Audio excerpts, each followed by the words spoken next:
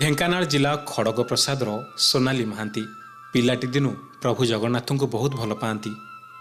ହେତୁ ପାଇବା ଦିନୁ ତାଙ୍କ ବାପା ଚିହ୍ନାଇ ଦେଇଥାନ୍ତି ସେହି କୋଟି ଓଡ଼ିଆର କୂଳ ଦେବତାଙ୍କୁ।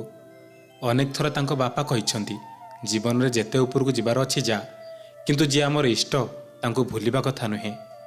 ଯାହା ସ୍ତ୍ରୀ ବଦନକୁ ଦର୍ଶନ ମାତ୍ରେ କଳୁଷ ନାଶ ହୋଇଯାଏ, ସେଭଳି ଠାକୁରକୁ କେବେ ଆମ ଜୀବନରୁ ଦୂରେଇବା କଥା ନୁହେଁ। ସୋନାଲି ମଧ୍ୟ ବାପାଙ୍କ ଗୋଟି ଗୋଟି କଥା ପାଳନ କରି ଆସିଛନ୍ତି। 2021 ମସିହାରେ ସୋନାଲି ଢେଙ୍କାନାଳ କଲେଜରେ ଯୁକ୍ତ 3 ପାଠ ପଢ଼ା ସାରି ଘରେ ଥିଲେ। ତାଙ୍କ ଭାଇ ମଧ୍ୟ ଯୁକ୍ତ 3ରେ ପାଠ ପଢ଼ିବା ପାଇଁ ରେଭେନ୍ସାରେ ନାଁ ଲେଖାଇ ସାରିଥିଲେ। ସେହି ସମୟରେ ହଠାତ୍ ସୋନାଲିଙ୍କ ବାପାଙ୍କ ଅଣ୍ଟା ପେନ୍ ବାହାରିଲା, ଆଉ ସେ ଠିଆ ହେବାକୁ ସକ୍ଷମ ହେଲେ ନାହିଁ। ବାଧ୍ୟ ହୋଇ ବେଡ୍ ରେଷ୍ଟ ନେଲେ।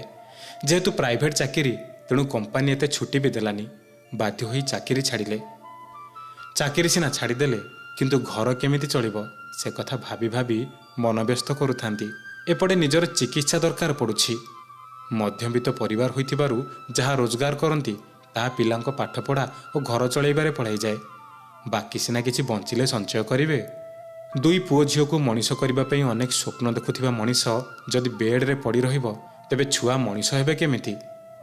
ସବୁ କଥାକୁ ଭାବି ଭାବି ବହୁତ ମନ ଦୁଃଖ କରନ୍ତି। ବାପାଙ୍କ ଦୁଃଖକୁ ଦେଖି ସୋନାଲି କୁହନ୍ତି, ବାପା ମନ ଦୁଃଖ କରନି। ତୁମେ ପରା କହିଥିଲ କିଛି ବି ହେଇଯାଉ ଜୀବନରେ ଆମ ଇଷ୍ଟଙ୍କୁ ଭୁଲିବା ଉଚିତ ନୁହେଁ। ଆମ ପୁରା ପରିବାର ସେ କଳା ଠାକୁର ଉପରେ ଭରସା ଓ ବିଶ୍ୱାସ ରଖିଛୁ। ତୁମେ କାହିଁକି ଭାଙ୍ଗି ପଡ଼ୁଛ?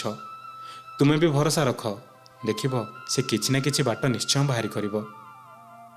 କିଛି ଦିନ ପରେ ସୋନାଲିଙ୍କର ବାପାଙ୍କର ଅଣ୍ଟା MRI କରାଗଲା।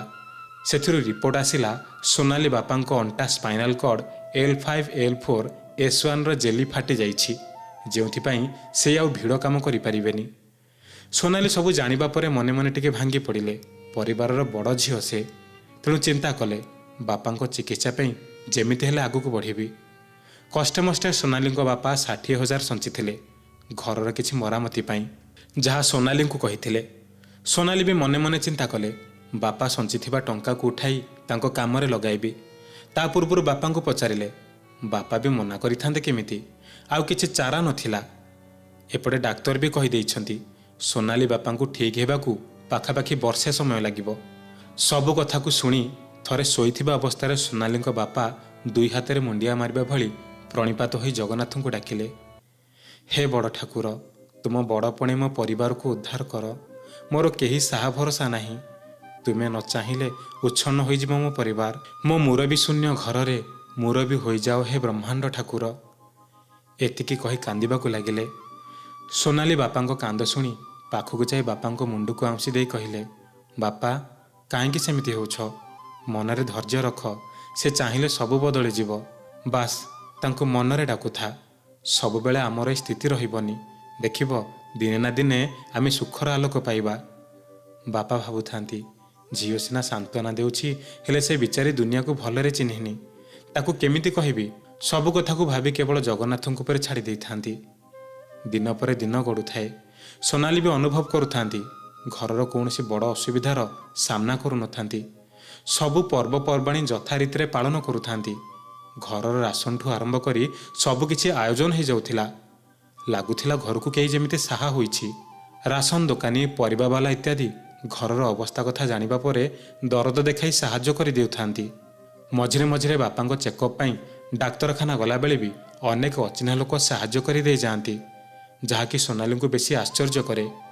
ଡାକ୍ତର ମେଡ଼ିସିନ ଦେଇଥାନ୍ତି ଖାଇବାକୁ, ଆଉ କହିଥାନ୍ତି ଯେତେବେଳେ ଇଚ୍ଛା କରିବେ କିଛି ସାହାରା ଦେଇ ଚଲାବୁଲା କରିବେ। ବଡ଼ ପାହୁଣ୍ଡ ପକାଇବେ ନାହିଁ, ବେଶୀ ଚାଲିବେନି, ନଚେତ୍ ସ୍ପାଇନାଲରେ ପ୍ରେସର ପଡ଼ିଲେ ପରିସ୍ଥିତି ଜଟିଳ ହୋଇପାରେ। ଡାକ୍ତରଙ୍କ କଥା ଶୁଣିବା ପରେ ସୋନାଲି ମଧ୍ୟ ଗୁଗୁଲ ଓ ୟୁଟ୍ୟୁବରୁ ଦେଖି ଜାଣିବାକୁ ପାଇଲେ ବାପାଙ୍କର ଯେଉଁ ରୋଗ ହୋଇଛି ଏଥିରେ ଭଲ ହେବା ଚାନ୍ସ କମ୍। ତେଣୁ ସବୁକିଛି ଜାଣିବା ପରେ କେବଳ ଗୋଟିଏ କଥା ମନରେ କହି ଚାଲୁଥାନ୍ତି, ସତରେ ଯଦି ମହାପ୍ରଭୁ ତୁମେ ଥିବ, ତେବେ ଆମ ପରିବାର ନିଶ୍ଚିନ୍ତ ଏ ଦୁଃଖରୁ ଉଦ୍ଧାର ପାଇବ। ଗତ ବର୍ଷ ସୋନାଲିଙ୍କ ବୋଉ ସୋନାଲିଙ୍କୁ କହିଲେ, ମାରେ ବାପା ତ ଧୀରେ ଧୀରେ ସାହାରା ମିଳିଲେ ଚାଲୁଛନ୍ତି, ତେଣୁ ଭାବୁଛି ଟିକେ ପୁରୀ ଯାଇ ଜଗନ୍ନାଥଙ୍କୁ ଦର୍ଶନ କରିଦେଇ ଆସିଲେ ହେବନି? ତାଙ୍କୁ ସେଠି ବି 22 ପାହାଚରେ ଗଡ଼େଇ ଦିଅନ୍ତେ। ଦେଖିବୁ, ମୋର ଆଶା ସେଠାକୁ ଗଲେ ମହାପ୍ରଭୁ କିଛି ଚମତ୍କାର କରିଦେବେ ନିଶ୍ଚିନ୍ତ। ସୋନାଲି କହିଲେ, ବୋଉ ବାପାଙ୍କ ଯେଉଁ କଣ୍ଡିସନ, ତାଙ୍କୁ ବିନା ସାହାରାରେ ଚାଲିବାକୁ ଡାକ୍ତର ମନା କରିଛନ୍ତି। ପୁରୀରେ ତ ବହୁତ ଗହଳି, ସେଠି ଯଦି ଏତେ ଗହଳିରେ ଯାଇପାରିବା ତେବେ ଯିବା। କିନ୍ତୁ ସେଠି ଯଦି ସମସ୍ୟା ହେବ ତାହେଲେ ପୁଣି ଆମେ ବେଶୀ ହଇରାଣରେ ପଡ଼ିବା। ସୋନାଲିଙ୍କ ବୋଉ କହିଲେ, ଆରେ ସେ କାଳିଆ ଅଛି, ତୁ ଜମା ବ୍ୟସ୍ତ ହନା। ସେ ତା ଭକ୍ତକୁ ଯଦି ଡୋରି ଲଗାଇବ ତାହେଲେ ତାର ଭଲ ମନ୍ଦର ଦାୟିତ୍ୱ ବି ସେ ନେବ। ତୁ ଖାଲି ଟିକେ ଯିବା ବ୍ୟବସ୍ଥାଟା କରିଦେ।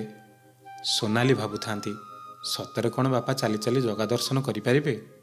ଯେଉଁ ଲୋକ ବେଡ଼ରୁ ଉଠି ପାରୁନାହାନ୍ତି, ଉଠିଲେ କାହା ସାହାରାରେ ଚାଲୁଛନ୍ତି, ସେ ପୁଣି କେମିତି ଚାଲି ଚାଲି ମନ୍ଦିର ଭିତରକୁ ଜଗନ୍ନାଥ ଦର୍ଶନ କରିବେ?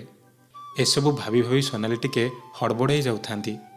କିନ୍ତୁ ପୁରୀ ଯିବା କଥା ଉଠିବା ପରଠାରୁ ସୋନାଲିଙ୍କ ବାପାଙ୍କ ଚାଲିଚଳନରେ ପରିବର୍ତ୍ତନ ଦେଖାଦେଲା। ମନକୁ ଦୃଢ଼ କରି ସେ ଚାଲିବାକୁ ଲାଗିଥାନ୍ତି। 2 ମାସ ଭିତରେ ସେ ବିନା ସାହାରାରେ ଚାଲିଲେ, ଆଉ ଏହାକୁ ଦେଖି ପରିବାର ଲୋକ ବି ତାଜୁବ। ବାପାଙ୍କ ଏ ପରିବର୍ତ୍ତନ ଦେଖି ସୋନାଲି ଆଶ୍ଚର୍ଯ୍ୟ ଯେତିକି ହେଉଥାନ୍ତି, ପ୍ରଭୁ ଜଗନ୍ନାଥଙ୍କୁ ନେଇ ବିଶ୍ୱାସକୁ ଦୃଢ଼ କରୁଥାନ୍ତି। କିଛି ଦିନ ପରେ ପରିବାର ଲୋକେ ବାହାରିଲେ ପୁରୀ। ସିଂହଦ୍ୱାର ଯାଏଁ ସୋନାଲିଙ୍କ ବାପା ସୋନାଲିଙ୍କ ହାତ ଧରି ଗଲେ। ପରେ ସିଂହଦ୍ୱାରଠାରୁ ହାତ ଛାଡ଼ି କହିଲେ, ତୁ ଆଗରେ ଚାଲ, ମୁଁ ତ ପଛେ ପଛେ ଯିବି। ସୋନାଲି କହିଲେ, ବାପା 22 ପାହାଚ ଚଢ଼ିବେ କେମିତି? ଅଣ୍ଟା ଉପରେ ପ୍ରେସର ପଡ଼ିବ। ବାପା କହିଲେ, ଏଇଠୁ ବିନା ସାହାରାରେ ଯିବାକୁ ହେବ। ଏଇଠୁ ପରା ସ୍ୱର୍ଗ ଆରମ୍ଭ। ତୁ ଆଗରେ ଚାଲ, ମୁଁ ଯାଉଛି। ସେମିତି ଗୋଟିଏ ଗୋଟିଏ ଚାଲି ଚାଲି 22 ପାହାଚ ଅତିକ୍ରମ କଲେ। ପରେ ସେଠାରୁ 22 ପାହାଚରେ ଗଡ଼ି ପୁଣି ଉଠି ଶ୍ରୀମନ୍ଦିର ଭିତରକୁ ଗଲେ। ଆଉ ଗରୁଡ଼ ସ୍ତମ୍ଭକୁ କୁଣ୍ଢାଇ ବଡ଼ ବଡ଼ 2ଟା ଚକା ଆଖିକୁ ଦେଖିଦେଇ କହିଲେ, ଠାକୁରେ, ମୁଁ ଚାଲି ଚାଲି ଆସିଲି ତୁମ ପାଖକୁ। ଗୋଟିଏ ବର୍ଷ ମୋ ପରିବାରକୁ ଚଳାଇ ନେଲ ମହାପ୍ରଭୁ। ଏ ଋଣ ମୁଁ ଶୁଝି ପାରିବିନି। ଠାକୁରେ, ଛୋଟ ମୁହଁରେ ଗୋଟେ ବଡ଼ ମାଗୁଣି, 2 ଓଳା 2 ମୁଠା ଖାଇବା ଯୋଗାଡ଼ କରିବା ପାଇଁ ମୋତେ ସକ୍ଷମ କରାଇଥାଅ। ଆଉ ମୋ ପରିବାର ଉପରେ ସେମିତି କରୁଣା ବର୍ଷା କରାଉଥାଉ କରୁଣା ସାଗର। ଆଉ କିଛି ଲୋଡ଼ା ନାହିଁ ମହାପ୍ରଭୁ। ସେତିକି କହି ମୁଣ୍ଡ ନୁଆଇଁ ମୁଣ୍ଡିଆ ମାରିଲେ। ଆଉ ଉଠିଲା ବେଳକୁ ଅନୁଭବ କଲେ, ଅଣ୍ଟାରେ ସେତିକି କଷ୍ଟ ନାହିଁ ଯେତିକି ସେ ପୂର୍ବରୁ ପାଉଥିଲେ। ସିଧା ହୋଇ ଛିଡ଼ା ହେଲେ, ଆଉ ବାମକୁ ଡାହାଣକୁ ମୋଡ଼ି ବି ହେଲେ କିଛି ଯନ୍ତ୍ରଣା ଅନୁଭବ କଲେ ନାହିଁ। ମନେ ମନେ ଆଶ୍ଚର୍ଯ୍ୟ ହୋଇଯାଉଥାନ୍ତି, ହଠାତ୍ ମୋର ଅଣ୍ଟା ରୋଗ କୁଆଡ଼େ ଗଲା?